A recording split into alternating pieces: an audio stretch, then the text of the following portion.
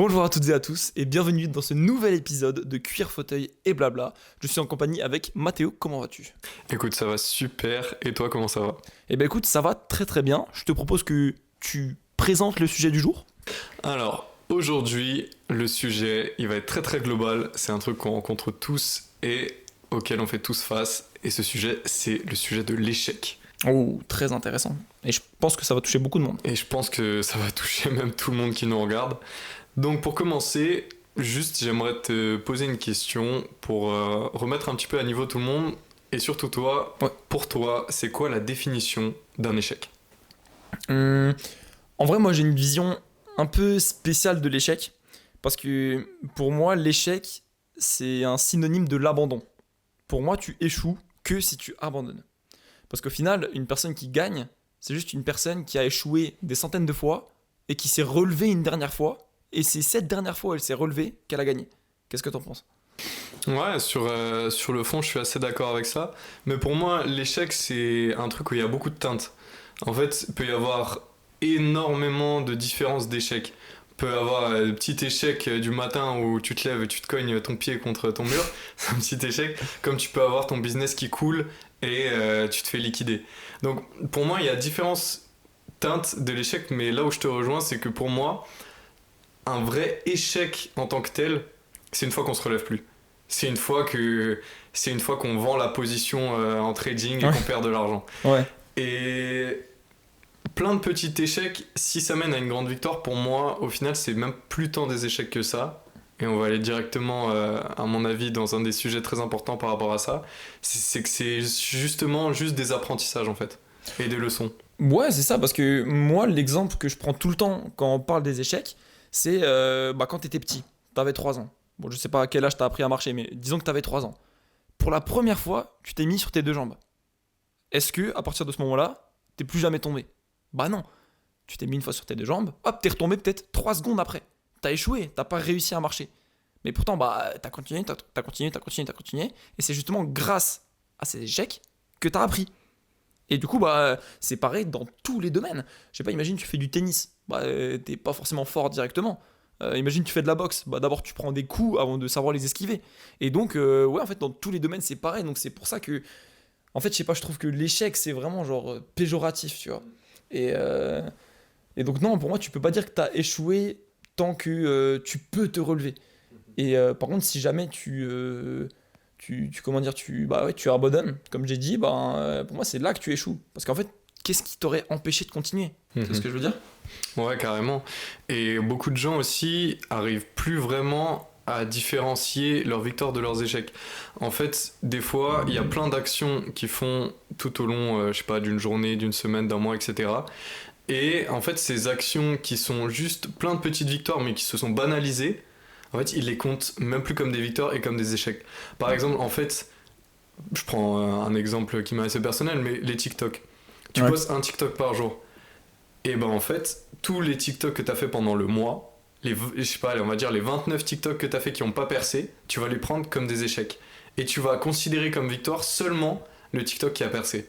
Alors que t'as quand même le travail des 30 TikTok derrière. Et ça, au final, c'est quand même à chaque fois des micro-victoires.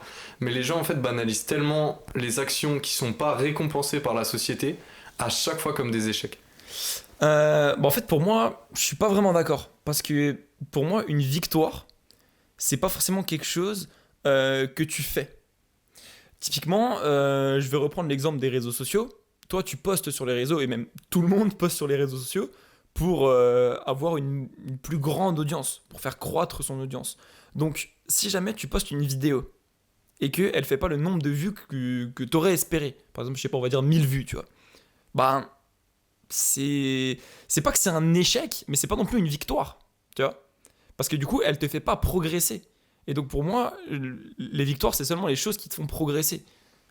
Moi, je vois ça comme ça. Si tu prends par exemple du coup sur l'ensemble du mois, si t'avais, on va dire que du coup tu fais pas ces échecs-là, enfin ce que t'appelles entre un échec et une victoire, ça veut dire que t'enlèves 29 fois l'expérience du travail que t'as apporté pour ces TikTok.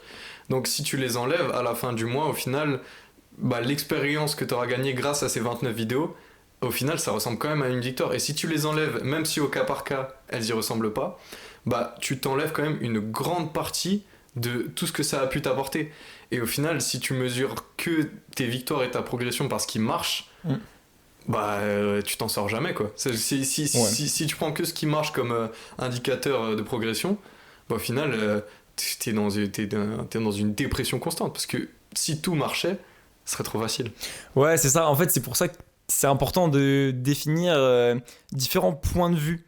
C'est-à-dire que tu as tes victoires et tes échecs par rapport à ta constance sur les réseaux sociaux. Donc là, dans ce cas-là, oui, poster tous les jours, bah, c'est une victoire tous les jours parce que chaque vidéo que tu fais, bah, c'est une victoire tout simplement parce que tu mesures en fait ta récurrence, je sais pas si on peut dire comme ça, mais ouais, tu mesures ta constance sur le fait de poster chaque jour. Donc oui, Capacité à être constant. c'est ça. Donc chaque jour, c'est une victoire. Mais par contre, si pour toi, réussir sur les réseaux sociaux, c'est faire un bon nombre de vues, ben là, les 29 vidéos que tu as faites qui n'ont pas fonctionné, bah, c'est un échec. Mais la dernière, bah, là, c'est une victoire. Et ça, c'est indéniable. Après, en vrai, ça ouvre la porte à un autre débat. Tu vois, c'est est-ce que tu considères la chance, entre guillemets, comme une victoire. Je vais un peu développer pour que tu comprennes mieux. Mais par exemple, pendant ces 29 jours, si tu fais une vidéo tous les jours, bah toi, tu as fait ta vidéo tous les jours, tu pouvais rien faire de plus. Parce qu'au moment où tu fais tes vidéos, ben, t'estimes avoir fait la meilleure chose possible. Tu vas pas faire une vidéo et dire ah non, celle-là, elle est nulle. Bah non. Quand tu l'as faite, t'es en mode waouh, elle est trop bien. Mais pourtant, le nombre de vues ne dépend pas de toi, ça dépend de l'algorithme. Donc tu vois, est-ce que tu places les choses que tu contrôles pas comme des victoires ou des échecs? Je sais pas si c'est clair. Ouais, mais je comprends. Mais en fait, la ligne est assez fine parce que, certes, d'un côté, on le voit, c'est sûr, les vidéos, vraiment les plus travaillées, où on se donne à fond, elles sont quand même majoritairement récompensées par les algorithmes. Mais il y a toujours le facteur X qui fait que ça se trouve, t'as passé 12 heures sur une vidéo, t'as tout donné et au final, elle flop, tu sais pas pourquoi. Donc, je dirais que la ligne est assez fine et qu'il n'y a pas forcément de réponse parce que en fait, la validation, elle n'est pas faite tout le temps sur vraiment la qualité que tu proposes. Donc, je dirais que dans la majeure partie des cas, en fait, c'est un peu la deuxième récompense. C'est, t'as fait ton bon travail, tu le sais, les gens en face de toi le savent, et du coup, t'as la survalidation de l'algorithme qui Oui. dit c'est bon. Genre, ok. Mais après, à trop se fier à ça, une fois qu'on se prend un mur, par exemple, on a bossé, et pour nous, c'est logique que ça a marché. Une fois que ça floppe, là, ça fait mal. Et c'est pour ça que, pour moi, une des choses qui est le plus importante face à l'échec, c'est redéfinir sa perception à chaque fois de l'échec. Qu'est-ce qui, pour nous, est un échec et une victoire? Parce que, à se mettre des standards trop hauts, on tombe en dépression. Au final, on n'accumule jamais de victoires. Et à se mettre des standards trop bas, au final, on considère tout comme une victoire et on progresse pas. Du coup, la ligne est aussi assez fine par rapport à ça et je sais pas ce que t'en penses. En fait, pour moi, c'est plus facile de tomber dans le truc où tes standards, ils sont trop hauts, mais en fait, ils se repoussent à chaque fois. C'est-à-dire que j'aime bien reprendre à chaque fois l'exemple du nombre de vues, tu vois, parce que vraiment, ouais, de un c'est parlant, et de 2, bah, nous deux, on est là-dedans. Et imagine, je sais pas, tu fais une vidéo qui fait 40 000 vues, ça c'est un exemple. Ben, si la prochaine vidéo que tu fais, elle fait moins que ça, t'auras l'impression que c'est un échec et qu'elle a pas du tout marché. Alors que si ça se trouve, elle a fait quoi 20 000, ce qui est déjà bien, mais c'est quand même 2 fois moins que la vidéo précédente. Mais pourtant, ça va quand même te faire chier. Parce que t'es en mode, ah, ouais, c'est moins bien. Ouais, c'est ça. Donc, non, franchement, comment éviter ça? Parce que moi, j'aime bien à chaque fois donner des conseils, tu vois, pour que bah, les personnes puissent adapter ça dans leur propre vie. Mais ouais, non, franchement, c'est assez compliqué. Il faut réussir à relativiser. Et pour moi, il faut vraiment réussir à se dire, ok, j'ai fait le maximum. Là, à l'instant T, j'aurais pas pu faire mieux. C'est le résultat que je mérite, tu vois. Et avant, tu parlais aussi de certaines vidéos où tu mets vraiment, vraiment beaucoup de qualité. Donc ça, par exemple, pour les personnes qui nous regardent, ça peut être, je sais pas, peut-être un devoir où il y a vraiment, vraiment beaucoup d'heures qui sont investies, un tableau, je sais pas, tu vois, n'importe quoi, vraiment, un projet où on investit beaucoup, beaucoup d'heures. Et ben, c'est pas parce que justement, comme tu as dit avant, tu as investi beaucoup d'heures que ça va marcher. Il va y avoir la reconnaissance derrière. C'est ça. Et donc ça, déjà, c'est compliqué. Et de deux, en fait, même si tu sais que plus tu investis d'heures dans un projet, bah, plus il y a de chances que ça fonctionne. Je sais pas comment expliquer, mais t'arrives pas tous les jours à faire ce truc. Ou pour chaque projet, t'arrives pas tous les jours à t'investir autant. Et En vrai, je sais pas à quoi c'est dû. Toi, tu penses que c'est dû à quoi? Bah, en fait, je pense que c'est dû au fait qu'il n'y a pas de recette magique. Et que si elle avait un déroulé de comment faire, le nombre d'heures, la manière de faire pour que ce TikTok fasse 1 million de vues, il y a des pseudo-recettes, etc. Mais il y en a pas une fixe qui marche à tous les coups. Et c'est sûr que si on avait une qui existait, bah là tout le monde la ferait et on continuerait à taffer 5h45 sur ce logiciel, à faire ça et ça parce qu'on sait que ça marche. Et du coup, être précis et régulier à chaque fois dans son travail, c'est super dur parce que on sait que l'algorithme c'est quelque chose qui est vachement instable et qui va jamais nous procurer un résultat X. Tu vois, X, Y, Z et d'un coup hop ça va flop et tout. Ouais, ça varie de fou en fait. Et ça varie de fou. Et moi par exemple, pour rebondir un petit peu sur un sujet, je voulais savoir toi, que ça soit niveau perso, niveau business, etc. C'était quoi ton dernier échec en date que tu arrives à te souvenir? Un truc qui t'a plus ou moins marqué, mais qui est, on va dire, assez récent pour que tu puisses le partager. Alors, c'est pas vraiment un énorme échec, mais c'est le dernier échec que j'ai remarqué. En fait, si tu veux, récemment, je me suis donné trop de tâches à faire dans mon quotidien. Et en fait, j'ai mal géré mon temps. Donc en fait, c'est ça mon échec. C'est je n'ai pas réussi à correctement gérer mon temps. Et du coup, ça a changé beaucoup de choses dans ma façon de travailler. Parce que, et aussi dans mon planning sur mon année. Parce que moi, j'aime bien, en gros, planifier un peu mon année en mode. Alors, pas forcément de manière précise, mais dire, ok, bah, janvier, février, mars, je vais faire ça. Ensuite, après, je vais faire ça. Ensuite, ça. Et du coup, ça a un peu tout décalé. Donc, je l'ai un peu vécu comme un échec parce que ouais, en fait, je prévoyais de faire des choses qui, au final, je pourrais pas les faire en temps et en heure. Et donc, ouais, c'est ça, c'est frustrant. Et donc, ouais, comment je l'ai vécu? En vrai, il faut rebondir. Tu vois, ça paraît encore un conseil pour les gens qui nous écoutent. En fait, il faut toujours rebondir parce que t'as deux options. Moi, j'imagine ça comme une chute. En fait, si jamais tu fais un plat, bah oui, tu t'écrases et tu meurs en une seconde. Mais si jamais tu prends un petit ressort et que tu les mets sous tes deux semelles, bah ok, la chute c'est la même, mais tu vas rebondir directement. C'est peut-être un peu un exemple à la con, mais voilà, c'est ça. Donc en fait, l'énergie de la chute et de l'échec, elle est là en tous les cas. Comment tu la canalises? Tu vois, c'est ça la vraie question. Et du coup, bah moi je me suis dit, ok, bah je sais que j'ai fait de la merde.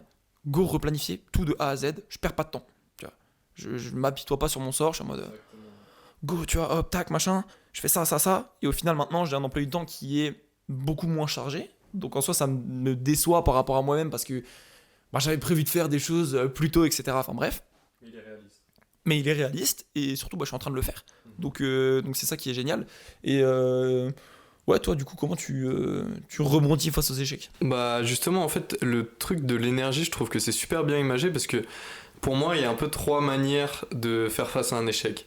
Il y a soit l'énergie, on se l'écrase contre le sol, et du coup là, on s'apitoie sur son sort, on se dit pourquoi moi, comment c'est possible, ça arrive qu'à moi, etc. Négativité au max. Deuxième truc, en fait, on prend l'énergie et on la disperse. Donc, par rapport au stoïcisme, tu vois, tu prends, Ok. tu prends l'échec et Ouais. juste tu l'absorbes en fait. Tu l'absorbes et tu le rejettes d'une manière où ça n'a pas existé. C'est un peu, tu te relèves de la chute mais tu rebondis pas, tu vois. Pouah, méga dur ça. Méga dur, mais Méga dur. c'est là tout le principe du stoïcisme, Ouais, ouais. tu vois. Et beaucoup de gens travaillent sur ça, dont moi, je travaille aussi un peu sur ça pour que les échecs à chaque fois, des fois, t'as pas forcément l'énergie, du coup je vais venir après, de rebondir derrière, de te relancer sur ça. Et des fois, un des trucs pour bien passer à autre chose, c'est des fois juste le stoïcisme. Et c'est de prendre le truc et me dire, ok, ça m'affecte pas. Souvent, ça rime avec, ok, ça m'affecte pas, donc je rebondis. Mais des fois, c'est juste, ok, ça m'affecte pas, je coupe, je passe à autre chose, etc. Tu vois.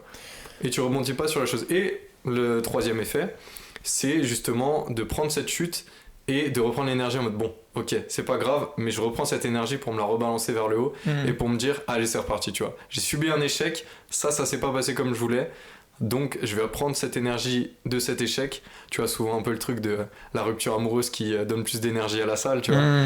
Et ça peut être un vecteur très très fort, parce que les échecs, c'est souvent associé à des émotions très fortes. Ah oui. Le dégoût, la tristesse, la haine. Et si tu utilises ces énergies à bon escient, tu peux tellement les foutre en carburant pour n'importe quelle manière de travailler. C'est clair, mais après, pour moi, tu peux pas dire que l'échec ne t'affecte pas. Parce que si quelque chose ne t'affecte pas, ça veut dire que tu le portais pas dans ton cœur. Donc pour moi, ce serait plus juste de dire que tu acceptes l'échec. Parce qu'en fait, c'est ça. Genre, si tu n'acceptes pas l'échec, tu te mets en opposition contre cet échec. Et c'est ça qui consomme beaucoup d'énergie et qui t'écrase. En tout cas, c'est ma vision des choses. Donc, ouais, c'est ça. Réussir à accepter les échecs, je pense que en fait, c'est beaucoup mieux pour avancer. Tu sais, c'est comme ce truc qui dit d'anticiper les choses négatives qui peuvent potentiellement arriver pour qu'elles t'affectent moins, tu vois, ou que tu les acceptes plus facilement. Typiquement, imagine, je sais pas, tu te dis, ok, bah aujourd'hui, quand je vais sortir du train, il y a un connard qui va venir avec son café et qui va me le renverser dessus. Tu t'imagines ce scénario dans la tête. Si ça t'arrive, tu seras en mode, ouais, bah, je savais, tu vois, t'es en mode, bon, ok, c'est comme ça. Alors que si jamais t'étais dans un good mood et tout, t'étais vraiment bien et que ce connard il te renverse son café sur toi, tu vas être en mode putain et tout, vraiment tous des connards dans ce train, machin et tout, tac tac tac. Et tu vas te mettre en opposition parce que pour toi c'était impossible que ça arrive. Et du coup, les échecs pour moi ça peut être pareil. Tu peux anticiper un peu en mode, ok, bah, si ça rate, comment je fais, comment je réagis. Je sais pas si tu te poses souvent cette question. Je vois le fond de l'idée, mais pour moi, à trop penser à anticiper les échecs, on se met aussi dans une spirale de on pense que à ça, tu vois. Ouais. Et le truc, c'est si tu imagines tous les jours, alors que t'es dans un bon mood, qu'un mec va te renverser un café dessus, tu vois, à la longue, ça peut te peser. Alors certes, le jour où ça arrive, tu vas moins le ressentir, mais à force de tous les jours penser à ça, au lieu d'être à un 9 sur 10 d'humeur, tu vois, bah, tu vas tout le temps te mettre à un 6 juste pour ça. Et ça, je trouve que c'est un peu dommage, mais je vois le fond de l'idée en mode s'attendre au pire, tu vois. C'est ça. Du truc de, imaginons, je fais un business, ça se trouve, je pars du principe que je me mets pas trop d'attentes. En fait, c'est ça, ouais. Parce qu'il faut. Ouais, en fait, vraiment réaliste. Parce que c'est clair que si t'es tous les jours en mode à anticiper qu'il y a un mec dans le train qui va te bousculer, c'est sûr que tu te fais un peu des films et. C'est ça, donc franchement, c'est pas ouf, mais. Ouais, en fait, anticiper de manière réaliste. Parce que généralement, bah, tu l'as dit avant avec le business, genre, généralement, les gens, avant de commencer quelque chose, ils voient que le positif. Tu vois, par exemple, je sais pas, ils commencent des études, ils disent ah bah je vais être super bien payé à la fin de mes études. Ouais, mais t'as 5 ans, mon pote. Pendant 5 ans, tu vas galérer. La première année, il y a peut-être que 70% des gens qui passent, tu vois. La deuxième année, il y a que 30% des gens qui passent. Tu vois, genre, t'anticipes pas tout ça. Et donc, pour moi, si tu fais juste un petit point en mode avant de commencer, en mode réaliste, c'est beaucoup plus simple si jamais t'as un échec, tu vois. Et là, je suis plus d'accord avec toi dans le truc de essayer, au lieu de minimiser le négatif, plutôt minimiser le positif, tu vois, parce qu'on reste dans une spirale positive. Ouais. En mode, je sors du train, mais il n'y a pas un billet de 100€ qui va m'arriver dessus, tu vois. Ouais, ok. C'est ça le truc. Donc, plus dans une démarche positive. Dans une démarche positive, parce que comme ça, en fait, tu restes quand même dans une boucle positive et tu te fais pas non plus trop d'espoir. Et je pense que c'est là où tu veux en venir, par exemple, dans le business, en mode, certes, je vais pas faire 100K au bout de mon premier mois. Je me régule, tu vois, mais pas du côté où, bon, certes, ça se trouve, ma boîte, elle va couler et je vais tout perdre demain, tu vois. Parce que c'est sûr que ça, en fonction de comment nous, on sait qu'on peut le gérer par rapport à la gestion de nos émotions, mais il y a des gens, s'ils commencent à rentrer là-dedans, après, c'est la porte ouverte à, mon esprit, il boucle. Et en fait, il y a aussi un autre truc où je sais pas si t'as un sujet là, mais je pense que c'est important, c'est le fait que l'échec attire l'échec. À force de penser tout le temps à des choses négatives arrivent. Et à force de penser tout le temps à des choses positives, à voir le bien partout, à voir les opportunités partout, bah bizarrement les opportunités elles viennent à toi. Je sais pas ce que t'en penses par rapport à ça. Franchement, je suis grave d'accord, mais je sais que c'est un sujet un peu sensible et qu'il y a beaucoup de personnes qui pensent que c'est du bullshit. Mais en fait, pour moi, je suis totalement d'accord avec toi. Donc, putain, on n'a pas de débat, on n'a pas de sujet de Discord. on va tout le temps être d'accord. Mais en fait, ouais, le positif attire le positif parce que. Non, mais c'est vraiment. C'est une private joke, c'est pour ça. Mais bref, ouais, non, c'est clair. Parce que moi, je vois cet exemple, par exemple, avec ma mère qui regarde les infos. Je m'explique. En gros, moi, ce que je dis souvent, c'est. Quand tu regardes les infos, tu vois 90% du temps du négatif. Et du coup, je suis en mode, si tu vois du négatif à longueur de journée, ça va forcément t'affecter. Que tu le veuilles ou non. Parce qu'en fait, il va y avoir un biais cognitif qui va s'installer petit à petit. Donc oui, 1 ou 2 fois, ça va rien changer. Mais ça fait 15 ans que tu regardes TF1 tous les soirs et que tu vois tous les jours crime, guerre, attentat, viol. Forcément, ça t'affecte sur la vision du monde. Et donc, je sais pas si tu voulais dire un truc vite fait. Bah, en fait, j'ai un exemple qui est super parlant du livre Influence et Manipulation. Ok. Je sais pas si tu l'as lu. Ouais. En gros, c'est une loi qui dit, enfin, une loi, un espèce de phénomène un peu limite surnaturel qui fait que, en fait, les jours où dans la presse et dans les médias, ça a été relayé qu'un avion s'est crashé avec un pilote dedans, ou par exemple qu'un un automobiliste s'est crashé tout seul dans sa voiture, le jour d'après, il y a, je crois, une augmentation de 25 à 30% de crash d'automobiles qui sont tout seuls. Et quand c'est un crash d'automobile où ils sont deux, c'est 25 à 30% de crash où ils sont deux dedans. Ça paraît, moi, quand j'ai lu ça, j'ai été sûr Ouais, c'est vrai que c'est une stat.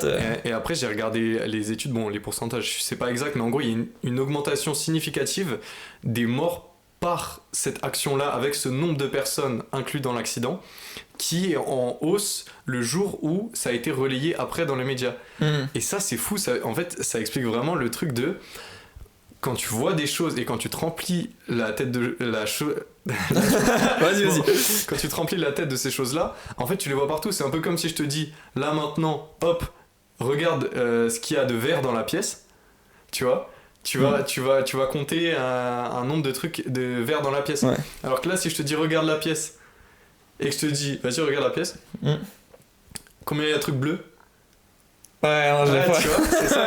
Et en fait, et c'est le truc phénomène de la voiture rouge. Quand tu penses à des voitures rouges, tu vas voir que des voitures rouges. Ouais, c'est ça. Et pour moi, ça, c'est vraiment un truc, c'est même si tu crois pas aux énergies, à la visualisation, à la préparation mentale et tout, c'est un truc, c'est vraiment, c'est inné. Si tu penses toute la journée à l'argent, bizarrement, tu vas voir l'argent partout. Ouais, mais c'est ça. Genre moi, un exemple que j'utilise souvent aussi, c'est, imagine un scénario hypothétique où t'es pendant 3 mois avec des mecs, je sais pas, qui font du piano. En 3 mois, t'es avec des mecs qui font du piano, etc. Même si t'aimes pas le piano, etc. Si un jour tu marches dans la rue et y a un gars qui pose une question sur un piano, inconsciemment, tu vas avoir appris des choses et tu vas être en mode ah bah non, en fait, pour faire cet accord, c'est Do, Ré et Fa. Sinon, ça va pas, tu vois. Il faut absolument utiliser cette touche-là. Mais pourtant, t'as pas appris le piano. Mais inconsciemment, tu vois, en entendant des discussions et tout machin, donc. C'est ça. Donc, on entend souvent la phrase t'es la moyenne des 5 personnes avec qui tu traînes. Mais pourtant, les gens, ils continuent de traîner avec des gens qui ont pas envie de... Enfin, t'as capté. J'ai galéré sur la phrase, mais. L'influence passive. Ouais, c'est en ça. fait, le truc c'est vraiment, tu te fais mariner, quoi. En fait, les gens autour de toi, ils te.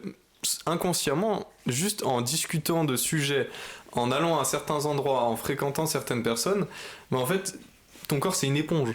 En fait, l'être humain, c'est un être d'émotion, c'est une éponge.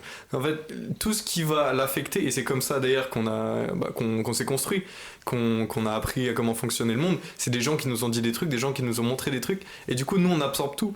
Alors que c'est sûr, si tu traînes avec 5 mecs qui fument du shit toute la journée, bah, il y a de grandes chances pour que tu fumes du shit toute la journée. C'est ça. Et si tu traînes avec 5 millionnaires, bah, il y a de grandes chances qu'au moins, l'année d'après, t'aies commencé peut-être à t'intéresser à l'argent, tu vois. Mais c'est ça. Et puis, il y a encore ce truc, bon, on divague un peu sur l'échec, mais en vrai, je trouve ça grave intéressant. Mais c'est ça, parce que, tu sais, on ressent tous aussi cette énergie. Bon, ça, je sais pas si c'est que entre les gars ou aussi les meufs et tout, mais genre, je sais pas, quand on est un groupe de 10 mecs et on marche dans la rue, on se sent invincible, tu vois. On est en mode, ouais, ok, on est avec les bros là, tu vois, on est invincible. Alors que quand tu marches tout seul dans la rue, t'as pas cette même énergie. Donc, ça prouve quand même que ton entourage, ça te construit en fait, mais de A à Z. Et du coup, je sais pas comment rebondir sur les échecs pour revenir à notre sujet principal, mais si jamais moi j'ai un sujet, je peux. Ouais, ok, je peux peut-être d'autres trucs. Du coup, en fait, c'est ça. Est-ce que pour toi, il faut à tout prix hésiter les échecs? C'est-à-dire tu commences ton projet, t'es en mode ok, il faut vraiment pas que ça rate, ou tu vas voir cette fille dans la rue, t'es en mode oh non, faut absolument pas que je me fasse ce recal. Comment tu vois le truc? Et je rebondirai encore après sur le prochain sujet, mais en fait, on est vraiment un peu dans une société qui nous a toujours appris que l'échec c'était péjoratif. Échec, le mot échec, tout le monde l'a en tête comme l'inverse de victoire. C'est vraiment, t'as perdu, c'est nul, c'est l'échec, c'est zéro, c'est le pas bien, c'est le mal. Et en fait, l'échec, quand il est mis au niveau de l'apprentissage, là, on voit tout de suite quelque chose un peu plus amélioratif. Mais dans la tête des gens, apprentissage et échec, c'est pas pareil. Il y a un truc où tu apprends quelque chose, il y a un truc où tu perds quelque chose. Et en fait, pour moi, Bien sûr que non, qu'il faut pas éviter les échecs. Parce que, en fait, les échecs, ça fait mal sur le coup, mais c'est là où t'apprends. En fait, quand t'as appris à marcher, c'est quand tu tombais et que tu te cassais la gueule et que tu te relevais que t'apprenais ensuite. Quand t'apprends quelque chose, c'est quand tu dors, après que tu vas l'imprégner, et quand tu te casses la gueule et que tu t'échoues et que tu refais le truc, tu refais. Si tu sais pas mettre un coup franc au foot, tu le refais, t'échoues, t'arrives toujours pas. Au bout de la millième fois, bah tu vas y arriver. Et c'est pas juste parce que le matin même tu t'es pointé et que t'avais une bonne humeur que tu l'as mis. Non, non, c'est parce que les 1000 fois derrière, t'as échoué, t'as appris de tes erreurs. Et justement, en fait, ces erreurs-là, elles servent à apprendre. Elles servent pas juste à dire t'es une merde. Mmh. Ça, ça c'est ce que tu t'en fais dans ta tête. En fait, les gens associent souvent échec à putain, je suis une merde, j'ai raté, c'est de la merde. Alors que c'est tellement bête parce que tu peux tellement plus associer les échecs à bon, fait chier, ok, mais là j'ai appris un truc. Qu'est-ce que je vais pouvoir faire de cet échec? Comment je vais pouvoir le réutiliser derrière? Toi, je sais que je pense que t'as 2-3 choses à dire par rapport à ça. Ah, j'ai 1000 choses à dire. Non, en vrai, j'ai 2 choses principales à dire. C'est que, en fait, déjà, premièrement, euh, tu apprends 100 fois mieux avec un échec. Et parce que depuis tout à l'heure, tu sais, on dit que ouais, échec égale apprentissage. Mais j'ai envie de donner un exemple pour vraiment illustrer ça. Si je te dis, les cactus ça pique, les cactus ça pique, pendant toute ton enfance, je te le dis, ouais, cactus ça pique, cactus ça pique, et qu'un jour tu vois un cactus, et que je sais pas, tu veux le prendre avec ta main, bah tu vas seulement enregistrer durant le restant de tes jours qu'un cactus ça pique quand tu l'as pris comme ça et que tu t'es vraiment piqué avec. Sinon t'apprends jamais, tu vois. Et du coup ça c'est ce truc qui dit que ouais bah quand tu fais un échec, t'apprends 100 fois plus vite. Par exemple, je sais pas moi, tu t'écoutes parler ton prof de maths. Putain, quand tu l'écoutes parler, l'exercice il paraît évident, mais vraiment évident. Pourtant, quand tu fais toi-même l'exercice, t'es en mode ah putain ouais mais ça je comprends pas, ça je comprends pas. Pourtant avec ses explications, ça paraissait hyper clair. Mais après tu fais l'erreur, il te corrige et là t'enregistres. Tu sais, on a tous vécu ce moment-là. Je sais pas ce que t'en penses déjà par rapport à ça. Ouais, exactement. C'est le truc du. Tu dis à ton petit enfant ne touche pas le bouton rouge, mais tu lui dis, mais il va quand même le faire parce qu'il a pas vraiment compris. Et une fois qu'il a touché le bouton rouge et qu'il s'est brûlé, là il va associer biais cognitif directement. Bouton rouge égale brûlure égale C'est mal ça. égale je fais pas. C'est ça. Donc en fait, les paroles, ça crée pas autant de biais cognitifs que des actes. Par exemple, quand tu mets les doigts dans la prise, une fois que tu t'es fait électrocuter une fois, bizarrement, En général, tu meurs, mais. ouais, non, mais je veux dire, Non, mais oui, tu vois, je- genre quand tu te prends un coup de jus, Ouais. genre, bizarrement, tant que tu te l'es pas pris ce coup de jus, tu te dis pas, putain, faut que je fasse gaffe, tu vois. Ouais, c'est Parce ça. qu'on te le dit, on te rabâche les choses. Et ça, tu peux l'emmener tellement à des leçons bien différentes, tu vois. Par exemple, par rapport à l'argent. On dit oui, faire de l'argent sur ça, c'est facile. Faire de l'argent sur ça, c'est facile. Mais non, c'est trop dur ton truc, c'est trop dur. Et une fois que tu commences, là tu y arrives, tu l'as fait et t'arrives à faire de l'argent et bam, au final, c'est vrai, tu vois. Et du coup, en fait, le truc de ce que les gens te disent et ce que tu fais, après là on part sur un autre débat Ouais, encore, ouais. mais c'est vrai que pour revenir à l'échec, c'est très très important de faire les choses soi-même pour bien les comprendre. Et je Ouais. sais que t'avais fait une vidéo en plus là-dessus, Justement. donc je vais te laisser y revenir. En fait, si tu veux, justement, j'avais préparé une conférence sur le fait de définir ses objectifs et justement de définir ta limite, entre guillemets, ou ce que tu veux atteindre, entre guillemets. Et en fait, justement, j'avais trouvé une étude, alors je ne saurais plus dire quel médecin, quel docteur, quel truc, d'où ça vient, mais je pourrais le retrouver, peut-être qu'on le mettra en description si on y pense. Mais en tout cas, l'étude disait que, en fait, il fallait que tu définisses ce que tu vas faire en fonction, enfin, pour que tu réussisses 70% du temps. Et du coup tu as 30% d'échecs. Par exemple, imagine si tu vas à la salle et que tu veux soulever 100 kilos au développé couché. Ben, si tu as zéro expérience et que tous les jours tu mets 100 kilos sur la barre, tu vas jamais réussir. Donc là, tu as 100% d'échecs, 0% de réussite. Si jamais tu mets 10 kilos sur la barre, bah, pour toi c'est trop facile, du coup tu as 100% de réussite, 0% d'échecs. On pourrait se dire, putain c'est bien, j'échoue pas. Ouais mais t'apprends pas du coup, ton muscle il va pas se renforcer. Et du coup, le pourcentage optimal c'est 70% de réussite, 30% d'échecs. Et c'est là que t'apprends. Parce que je sais pas, peut-être une fois tu vas mettre 60 kilos. Ah ouais non, 60 kilos, j'arrive les 3 premières reps, mais la quatrième, j'arrive pas. Du coup je repasse à 55. Et du coup, tu vois, c'est là, justement, où tu réussis vraiment à apprendre. Ok, ouais. Mais moi, j'ai un petit contre-exemple par rapport à ça. Mais au fait, par exemple, imaginons tu fais des vidéos TikTok, etc. T'en fais 30. Les Mhm. 30, elles ont flop. Mais au final, t'as quand même vachement progressé en montage. Donc t'es quand même techniquement à 100% d'échec sur tes vidéos TikTok. Ouais, mais parce que ça, c'est ce qu'on disait tout à l'heure, c'est que l'algorithme ne dépend pas de toi. Et du coup, en fait, il faut mesurer la progression. Donc, en fait, c'est impossible à mesurer, comment dire, comment réfléchit l'algorithme en fonction de ta vidéo. Parce que c'est une boîte noire. Toi, tu mets ta vidéo sur TikTok, elle passe dans l'algorithme, et toi, tu vois que l'entrée et la sortie. Tu vois pas ce qui se passe au milieu. Du coup, c'est impossible à analyser. Tu vois. Mais par exemple, si t'as fait, je sais pas, un projet de dropshipping pendant un mois. Ouais. T'as fait un projet de dropshipping, t'as essayé de mettre 30 produits, les 30 ils ont flop. Ouais. Au final, t'as progressé ou pas? Parce que t'as eu 0% de victoire. Bah, alors, justement, ça dépend comment les 30 produits, ils ont été mis. Parce que si jamais tu as mis les 30 produits au hasard, bah oui, là, il n'y a pas de progression. Parce que tu es en mode, ok, bah, j'ai mis 30 produits d'un coup, il n'y a pas de progression. Ils ont pas marché, même si je les ai mis de la meilleure manière possible. Dans ce cas, pour moi, c'est autre chose. Tu vois. Et du coup, c'est aussi important de pas bloquer sa vision sur un seul truc. Justement, je disais ça il y a pas longtemps, c'est que, bah, encore une fois, par rapport aux réseaux sociaux, en fait, c'est pas binaire. Il n'y a pas qu'une seule métrique à vérifier.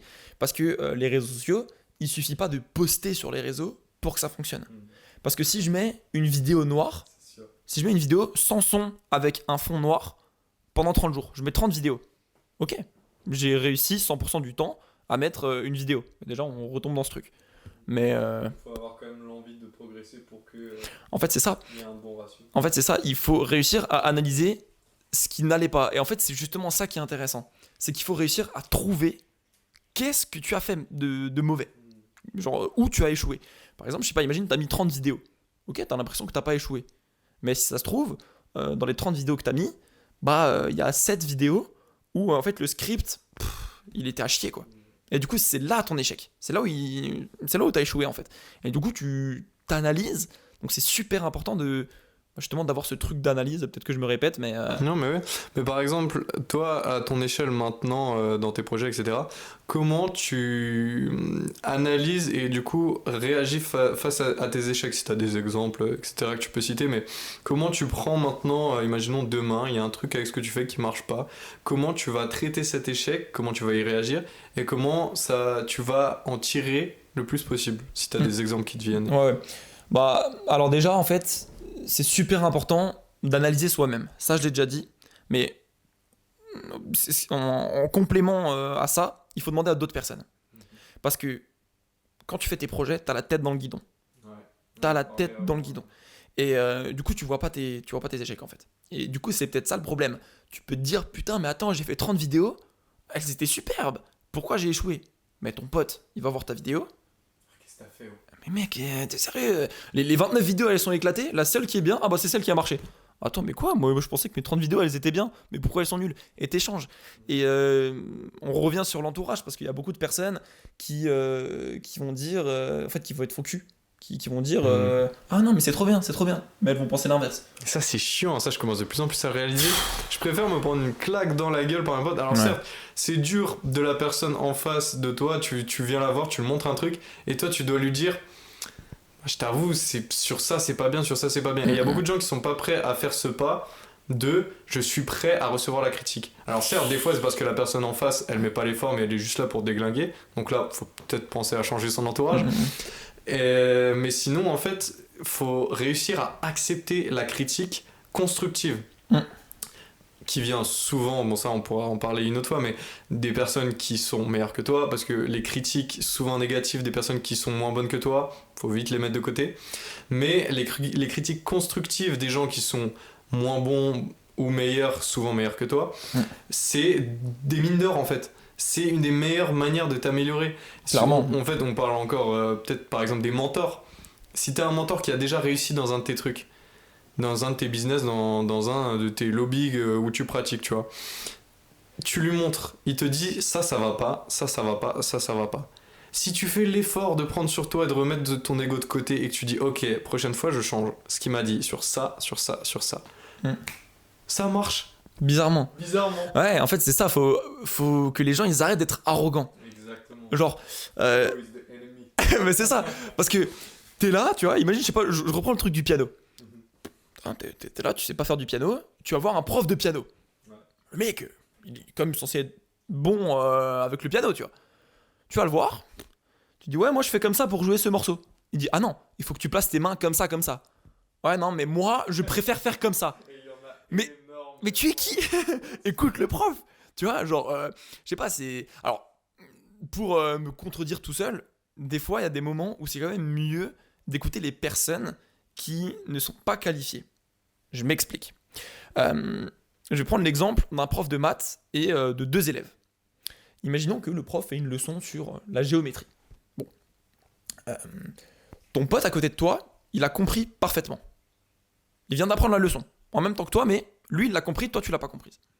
La personne à ce moment-là qui est la plus à même de t'expliquer correctement, c'est la personne qui est à côté de toi, à savoir ton pote. Parce qu'en fait, ton prof, il a trop la tête dans le guidon et ça fait trop longtemps qu'il fait ça. Et du coup, pour lui, c'est évident. Alors que ton pote, il vient juste à l'instant de passer de putain, je comprends pas à j'ai compris. Et du coup, en fait, vu que vous êtes à peu près au même niveau, vu que vous êtes dans la même classe, eh ben, il est beaucoup plus à même de t'expliquer son raisonnement et sa façon de penser, qui est peut-être l'élément qui te manquait pour comprendre, et ton prof pourra peut-être pas te la donner. Tu vois ce que je veux dire? Et ça, c'est un point qui est très très important et qu'on a discuté par rapport à un autre sujet, c'est sur les vidéos du développement personnel.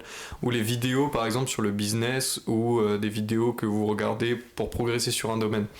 En fait, beaucoup de gens regardent directement, je sais pas, ils ont envie de courir, ils regardent Goggins.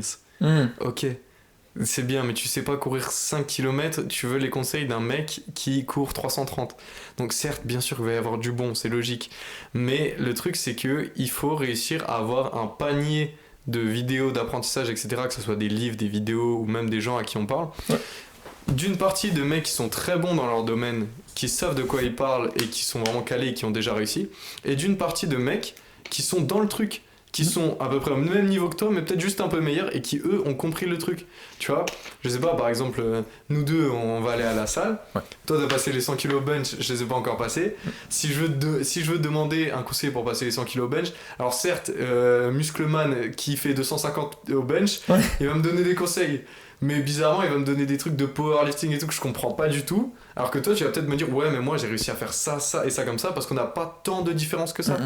Et ça, c'est très important de construire sa réflexion sur un sujet par des gens qui sont très très bons dans leur domaine et qui ont réussi, des Andrew Tate, David Goggins et j'en cite, et aussi des gens qui sont directement dans le même truc que toi. Donc ça se trouve que c'est des petits youtubeurs qui ont 10 000 abonnés, qui sont pas très connus, qui ont pas des vidéos super quali avec des montages parfaits et tout, mais qui vont peut-être t'apprendre beaucoup plus, parce que bizarrement tu vas te dire ok, là j'ai appris ces leçons-là avec David Goggins, les leçons un peu générales, tu vois, les beaux tableaux.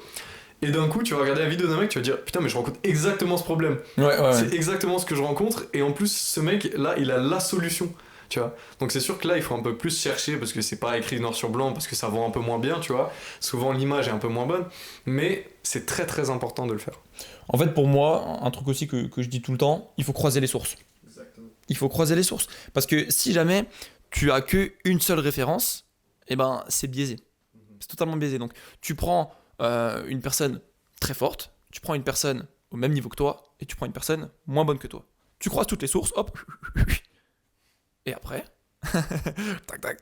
Et après, tu te fais ton référentiel à toi, tu prends les infos que tu estimes comme étant bonnes, les infos mauvaises, tu les tèges, et en fait, dans les trois sources, il y a forcément des choses qui vont revenir, vu qu'on parle du même sujet, tu vois. Et ensuite, normalement, tu as le meilleur, les meilleures infos possibles pour progresser et pour justement éviter les échecs, encore une fois. Et justement, pour revenir sur ce dernier mot qui est le grand sujet de ce podcast, parce que je vois que, en fait, dès qu'on part sur un truc, on peut faire un podcast à chaque fois. On divague à chaque fois, mais c'est intéressant, je trouve. Mais en vrai, c'est super intéressant, parce que bon, si on faisait un podcast que sur un sujet, au bout de 10 minutes, on en aurait marre. Ouais. Mais pour recentrer un petit peu, moi, je voulais te demander par rapport à depuis que tu es né, etc., dans cette belle France, dans ce beau pays, pour toi, c'est quoi le rapport que, ici en France, ou que l'éducation type française, européenne, plus française en majorité, a par rapport à l'échec. Que ça passe au niveau du coup du scolaire, des médias, ce qu'on nous transmet, de ce qu'on peut voir, etc. On te note en fonction des erreurs que tu fais et non pas en fonction de tes bonnes réponses. Voilà. J'ai juste ça à dire. Et non, je vais quand même développer, tu vois. Mais déjà, je trouve que c'est fou parce que, imagine, je sais pas, tu fais une dictée et on t'enlève un point pour chaque faute que tu fais. Tu peux avoir une note négative. C'est-à-dire que même si t'avais rien fait, ça aurait été mieux de rien faire. Tu vois, genre t'écris rien, bah du coup t'as pas de faute. Bah, du coup t'as 0. Alors que si t'as tous les mots faux, c'est horrible. Tu vois, donc ça c'est le rapport à l'échec en France et voilà. Et donc en vrai pour non mais je te jure c'est ça. Et pour prendre exemple par exemple sur nos voisins suisses, eux tu vois la note. Alors je sais pas si c'est pareil dans toutes les écoles suisses, mais en tout cas dans l'école dans laquelle je voulais aller, je sais que t'es noté sur 6. Et en fait, c'est une note qui est vraiment... comment dire? Le prof, en fait, vraiment, il juge ta copie. Il juge ta compréhension du sujet.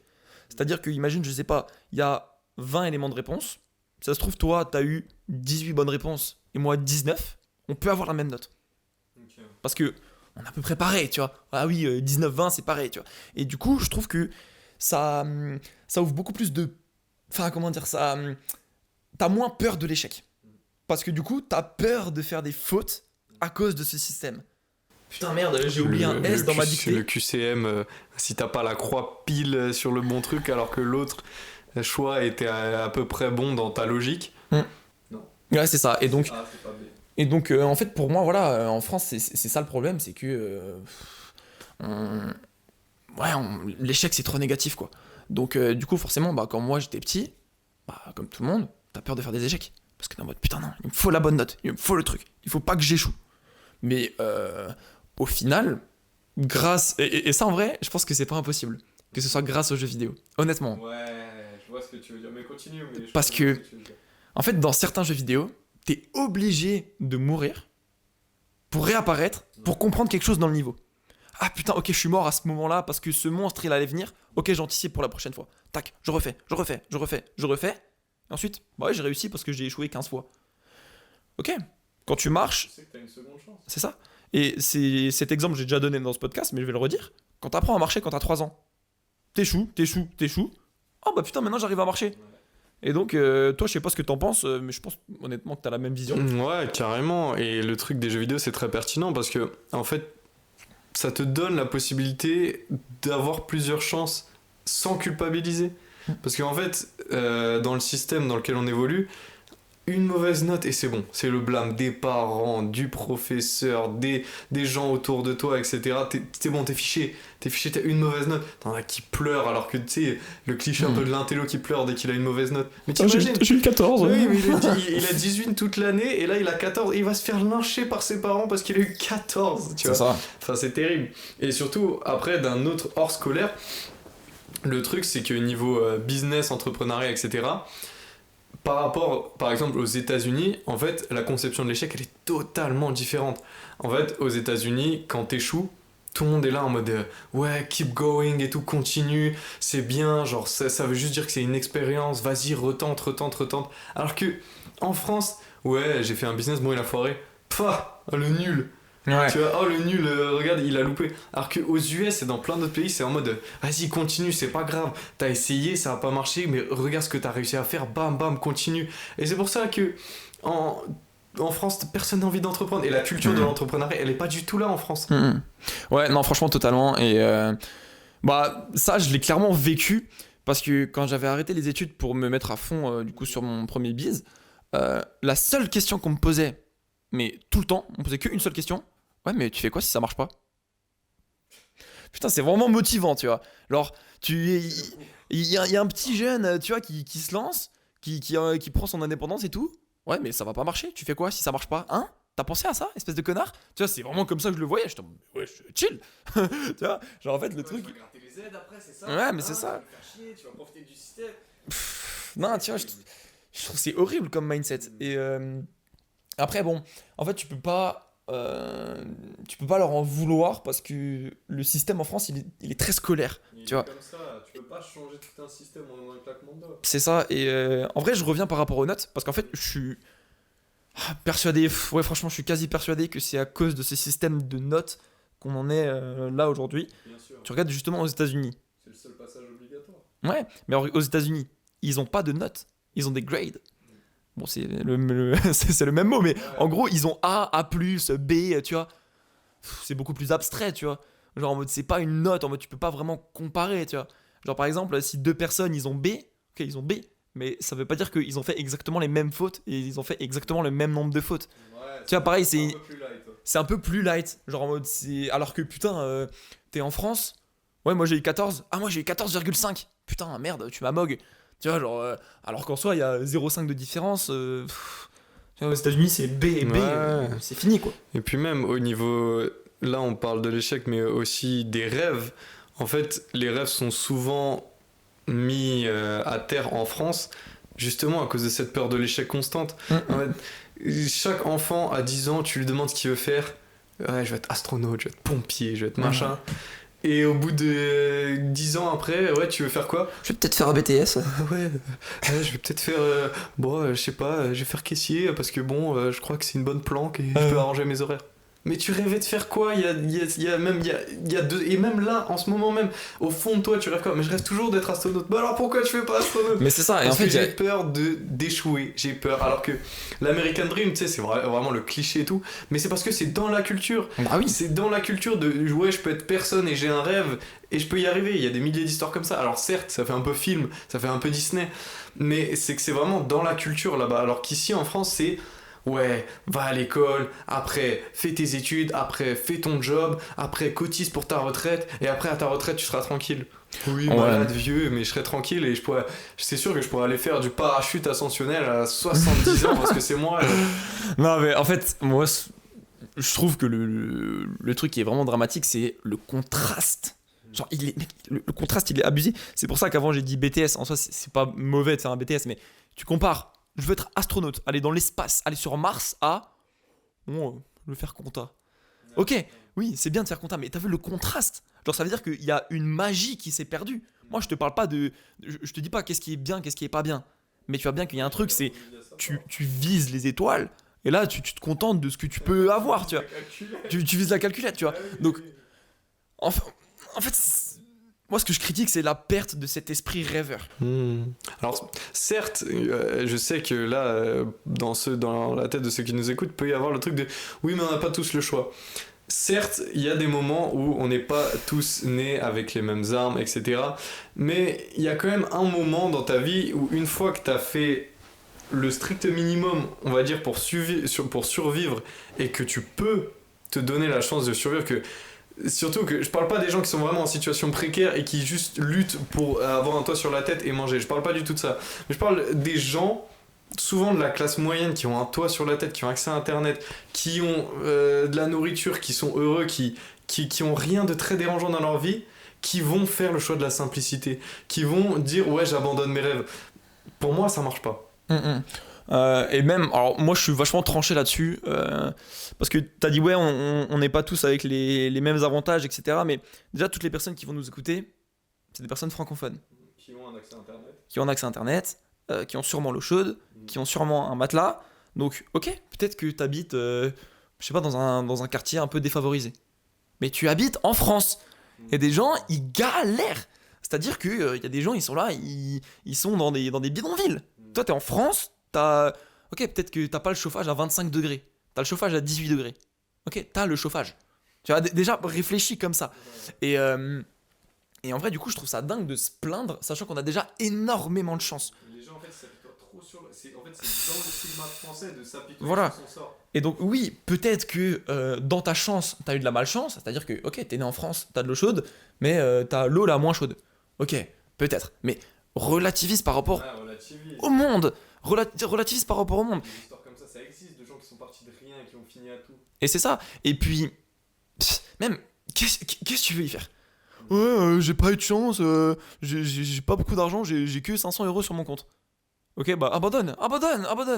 N'essaye même pas, tu as 500 euros, oh là là, n'essaye même pas. Qu'est-ce que tu veux faire? Genre, laisse tomber. Oui, dans tous les cas, ça servira à rien de s'habituer et de dire oui, mais de toute façon, je peux pas parce que si, parce que ça, parce que ça. Parce que le temps que tu prends à justifier à tout le monde autour de toi de pourquoi t'as pas réussi, c'est du temps que tu pourrais juste mettre à essayer de. Même si t'as un peu de chance, au moins ce peu de chance là, de te le mettre de ton côté. Et qui sait, C'est ça. peut-être que même avec le moins de chance du monde et le départ le plus dégueu, tu regardes Goggins. Le mec, il a eu l'enfance la plus dégueu, là, il se faisait battre. Jusqu'à 8 ans, il savait pas dober 3 mots, il comprenait rien. Son cerveau, il a jamais bien marché. Le mec, il a reçu la médaille d'honneur des trucs aux États-Unis. Tu te dis que c'est possible et que juste s'apitoyer sur son sort. Tout est possible. On va changer parce que sinon, ça va prendre 30 heures là-dessus. Mais c'est juste possible. Faut juste se donner les moyens et arrêter de se dire oui, mais il y a ça, oui, mais il y a ça. En fait, c'est ça. Moi, j'ai envie de revenir sur le premier truc que j'ai dit dans ce podcast. C'est un échec à partir du moment où tu abandonnes. Si tu as un speech en disant « Ouais, non, mais c'est trop dur. » Déjà, le « mais ». Tu vois, pour moi, ça, c'est un truc que je remarque de plus en plus. Mais les personnes, c'est genre, tu leur dis quelque chose et elles disent « Oui, mais ». Le « mais », c'est une contradiction. Donc, tu dis « Je suis d'accord avec tout ce que tu as dit. » Ah, mais non, en fait, non. Tu vois, donc déjà, pour moi, si tu as un speech négatif, c'est que tu as abandonné. Et donc, à ce moment-là, le seul échec, c'est toi. Parce que tu as décidé d'arrêter de te battre. Donc là, à ce moment-là, oui, tu as échoué. Donc on revient sur le grand thème de ce truc. Mais pour moi, tant que tu es en mode non, je vais faire tout ce qui est possible, je vais me battre, pour moi, t'as pas échoué. Ouais. Parce que, putain, c'est possible. Même tu regardes, si on prend un peu l'actu, Doumbé. Tu vois, genre Doumbé, je sais pas si t'as regardé un peu des podcasts sur lui ou quoi, mais de base, c'était un mec qui galérait, tu vois. Par exemple. De base, il pouvait pas s'inscrire dans son club de full contact. Je crois que c'était ça, de full contact. Il pouvait pas s'inscrire là-dedans. Et du coup, il a profité des aides de l'État. Je crois que c'était le Pass Sport, un truc comme ça, pour qu'il puisse justement financer son accès au club. Ouais. Mais dis-toi que si t'as pas d'argent pour financer ton propre sport, c'est une galère. Mais lui, il a quand même réussi, tu vois. Ouais, ben par exemple, pareil. Je sais pas si tu vois Morgan Charrière. Lui, exactement pareil. C'est sa meuf qui devait qui devait taffer pour lui donner du coup les sous pour qu'il survive à deux. Et lui, il devait s'entraîner dans le noir pendant que après les horaires d'ouverture, parce que le mec voulait bien l'accueillir après, il y avait pas d'électricité et tout. Et il l'a fait. Et il est à l'UFC maintenant. Et maintenant, il est à l'UFC. Et oui, mais moi, en fait, j'ai pas une voiture suffisante, puissante pour m'amener d'un point A à un point B, du coup, en fait, je peux pas. Oui, mais. Non, mais déjà, en fait, c'est fou, tu vois. Genre oui, mais tu sais déjà que c'est foutu. Remplace tes oui, mais par des oui et. Et voilà. C'est fou, quand même. La connexion. Non, mais en fait, regarde, je vais prendre un exemple extrême, tu vois, et tu vas te rendre compte à quel point le mais, c'est incroyable. Je suis pas raciste, mais. Foutu. Comment ça Hitler était une mauvaise personne, cependant. Comment ça, cependant Range ton cependant, tu vois. Ça marche pas. Donc, oui, tu arrêtes d'avoir un truc, un speech négatif. Le positif, attire le positif, tu te mets dans le tac, machin. Hop, ouais, je vais réussir, tac. Je vais essayer de faire ça, Oh merde, ok, j'ai échoué, tac, je rebondis. Et puis, au bout d'un moment, tu te bats. Et à la fin de ta vie, tu préfères dire quoi? Tu préfères dire, ouais, bon. J'avais une opportunité à 20 ans, mais je l'ai pas saisie. Ouais, j'avais une opportunité à 20 ans, j'ai raté à 20 ans, j'ai raté à 21, j'ai raté à 22, j'ai raté à 42, j'ai raté à 45. Maintenant j'ai 60 ans, j'ai tout raté dans ma vie, mais je ne pouvais pas faire plus. C'était impossible de faire plus. Et je sais que ça arrive rarement, parce que tu dis rarement de mes 20 ans à mes 60 ans j'ai raté. Quand t'essayes du mieux que tu peux. De toute façon, ça c'est une phrase d'André, mais le truc c'est, si t'essayes tous les jours à 100% de ce que tu peux faire, c'est impossible que tu rates. L'univers, il donne à ceux qui le provoquent. Et ça, c'est, en fait, c'est pas possible. Est-ce que t'as déjà entendu l'histoire d'un mec qui t'a dit ouais, ça fait 40 ans j'essaye de faire des bises, je me donne tous les jours de mon max, je travaille 12 heures par jour, ça fait 40 ans que je travaille 12 heures par jour. J'ai pas fait un seul rond. J'ai jamais vu ça. Jamais, parce et que même... c'est pas possible. Quand tu dis que t'as des mecs en 2 semaines ils sont millionnaires en crypto, bien sûr que bien sûr que oui, quand 20 ans même, allez, quand 10 ans de taf acharné, t'as des résultats. Parce que même si tu prends un petit échelle, 10 ans, y a personne qui a dit ouais putain ça fait 10 ans que j'ai mon bise, que je travaille 12 heures par jour dessus, que je me remets tout le temps en question, que je m'entoure des bonnes personnes, que toute ma vie c'est ça, je pense qu'à ça. Et non, j'ai pas fait un seul sou. En fait, on en revient au même truc. Tu peux échouer pendant très longtemps, mais dans ce cas, ça veut dire que ton analyse, elle est mauvaise. Parce que oui, si tu vois le jeu d'enfant quand tu mets des formes dans des formes, c'est le rond dans le rond. Oui, bon, si pendant 20 ans, t'essayes de mettre le carré dans le rond, Bizarrement, ça bloque. ok, t'essayes pendant 20 ans, mais ça va bloquer pendant 20 ans parce que t'as mal analysé. Alors que t'essayes une fois, oh, bah c'est pas la bonne forme. Je change de forme, je la mets dans la bonne forme. Putain, t'as réussi parce que t'as fait la bonne analyse. C'est souvent ça, c'est juste t'analyses bien, t'analyses ce qui va pas, et si t'as pas les résultats que tu veux, d'ailleurs que tu le veuilles ou non, c'est parce que tu fais quelque chose de mauvais, de mal. Franchement, c'est binaire. C'est soit tu fais le truc bien, soit tu fais le truc pas bien. Mais du coup, si tu fais le truc pas bien, c'est que t'as pas les résultats que tu veux, mais du coup, qu'est-ce que tu fais de pas bien? Et là, effectivement, il y a plusieurs axes. Ok, par exemple, si on revient sur TikTok, c'est ton script, la qualité de ta vidéo, le micro. Et franchement, c'est quand même assez simple de réussir dans une nouvelle compétence que tu vas apprendre. Par exemple, la salle. Mec, c'est très simple. Va à la salle, mange correctement, prends des compléments, répète ça encore et encore, fais pas d'écart, soit en surplus calorique si tu veux prendre, soit en déficit calorique si tu veux perdre. C'est Là, simple. Ça a marché. Tiens, au bout de 3 mois dessus, ça a marché. Franchement, c'est simple. Mais oui. Donc, ouais, après, c'est sûr qu'il y a des choses plus ou moins compliquées. Par exemple, oui, tu veux devenir astronaute. Ouais, C'est sûr que ça va être plus compliqué de prendre 5 kilos à la salle. il y a plus de compétition, quoi. Donc, Ouais, c'est sûr. donc ouais, c'est compliqué. Je sais pas si tu veux venir sur un autre sujet. Bah écoute, moi j'aurais une dernière petite question, je pense qu'on va peut-être finir sur ça, parce qu'on est presque à 1 heure. Ouais.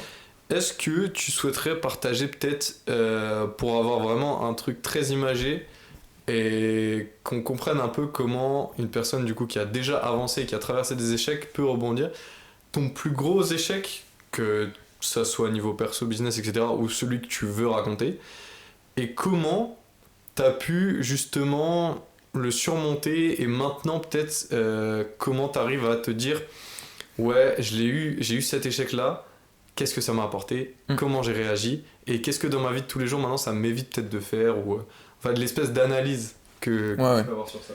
Bah, en fait, moi, j'ai une relation assez spécifique aux échecs. Genre, du coup, je considère pas ça comme un échec, vu que, bon, voilà, maintenant, on a compris avec le podcast que truc. Mais, on va dire, c'est le résultat auquel je m'attendais le moins. Je peux plus dire ça comme ça. Mais c'est ma deuxième société qui a flop à cause d'un élément, d'un facteur X. On va dire ça comme ça. Et en fait, le problème, c'est que il y a des choses que j'estimais comme étant acquises et qui du jour au lendemain quasiment se sont évaporées. Et du coup c'est là où je suis tombé un peu de haut parce que je me suis dit merde, putain en fait je plaçais ma confiance en cet élément et au final du jour au lendemain cet élément il s'est écrasé, tu vois. Et du coup je dirais le conseil c'est remettez toujours, alors peut-être pas toujours mais souvent en question ce que vous êtes en train de faire. Par exemple, je sais pas, imagine, tu fais des études et t'es mauvais dans une seule matière, mais à cause de cette matière, eh ben, tu peux potentiellement redoubler. Mais tu le savais pas. Bah, c'est-à-dire que bon, tu vas négliger un peu cette matière et à la fin de l'année, mais comment ça je redouble? Attends, mais c'est à cause de cette matière, tu vois? Alors que si t'avais analysé un peu l'examen final et que t'étais en mode ah putain, faut que je fasse attention à ça. Parce que si ça je l'ai pas, je passe pas mon année. Du coup, en fait, on en revient au même truc, c'est que tu fais la bonne analyse, et bah, si jamais tu as repéré le maillon faible de ton projet, de tes études, de ton mindset, de ton entourage, etc., tu repères le maillon faible et tu le protèges. Par exemple, tu dis, ok, si maintenant ce truc venait à disparaître, comment je pourrais faire pour rebondir? Et du coup, tu anticipes l'échec. C'est pour ça que c'est important. Et donc, si j'avais anticipé cet échec, bah, la société n'aurait peut-être pas coulé du jour au lendemain, tu vois. Donc aussi. Donc ouais, maintenant j'ai envie de te retourner la question du coup parce que ça m'intéresse. Ouais. Bah moi je dirais que c'est tout bête hein, mais pendant ma période, on va dire que c'est le truc qui m'a le plus marqué. Ouais. Et du coup au final je prends non plus pas comme un échec mais comme une de mes plus grandes leçons de vie et qui me sert encore énormément actuellement. C'était du coup pendant la période NFT. Du coup, pour Oui. ceux qui, bon, normalement, à peu près beaucoup de gens voient les petits singes en images qui se vendaient sur Internet. Mais pendant cette période-là, du coup, moi, j'étais à fond sur ce business-là, des NFT. Et en fait, dès le début, j'ai eu un grand coup de chance. Et qui était du coup, d'avoir une de ces images qui se revendait à un prix, on va donner une fourchette, entre 20 et 50 000 euros. J'avais 15 ans, non 16, j'avais 16 ans. Donc 16 ans, entre 20 et 50 000 euros potentiellement entre les mains, c'est vrai que ça peut faire un petit peu disjoncter. Bref, j'ai fait l'erreur d'attendre beaucoup trop par peur, enfin par envie que le prix augmente encore de spéculation. Au final, l'effet inverse s'est passé et au lieu de prendre entre 20 et 5 000, j'ai pris entre 1 et 5 000. Donc gros choc, surtout qu'en plus j'avais quelques dettes auprès de certains mecs, donc j'ai pas touché grand chose, on va dire, au final de ça, alors que j'aurais pu, 30-50 000 euros, personne ne crache dessus. Bah oui, non, personne ne crache dessus. Et c'est vrai que ça m'a empêché de dormir quelques nuits une fois que j'ai réalisé ça, mais la grande analyse et ce que j'ai apporté, c'est que du coup j'ai plus le FOMO, du coup la peur de manquer quelque chose, et que maintenant, que ça soit en crypto ou dans d'autres business, etc., ou même dans la vie de tous les jours, je prends mes gains quand je peux les avoir et je cherche pas à être trop gourmand. Et en fait, j'ai beaucoup supprimé cette espèce de gourmandise que j'avais beaucoup trop avant parce que j'avais pas beaucoup la notion de l'argent. Et aussi, deuxième leçon, c'est que ça m'a donné beaucoup la notion de l'argent. Ok. Ce que c'est vraiment entre 20 et 50 000 euros. Maintenant, je l'ai et ça me permet d'avoir une relation totalement différente avec l'argent, comment je le prends. Et voilà, et ne plus être trop gourmand. Mais en vrai, du coup, ce qui est marrant, et je pense qu'on va conclure sur ça, c'est que en fait, nos deux échecs, ils se rejoignent. Parce que moi, j'avais estimé ce facteur X comme étant acquis et que c'était impossible que ça s'effondre. Et toi, c'est pareil par rapport au prix. T'étais en mode, non mais si actuellement c'est à 300 euros, ça peut pas être en dessous de 300 euros. Tu vois. Et du coup, c'est pour ça toujours remettre tout en question, relativiser sur tout, et comme ça, on peut mieux anticiper. Merci à tous d'avoir regardé cet épisode. On se retrouve la semaine prochaine pour l'épisode 4 de Cuir, Fauteuil et blabla. Et sur ce, je vous remercie aussi. Je te remercie. Et on va finir sur ça. À toutes. À toutes, c'était éclaté. Ah, GG. GG.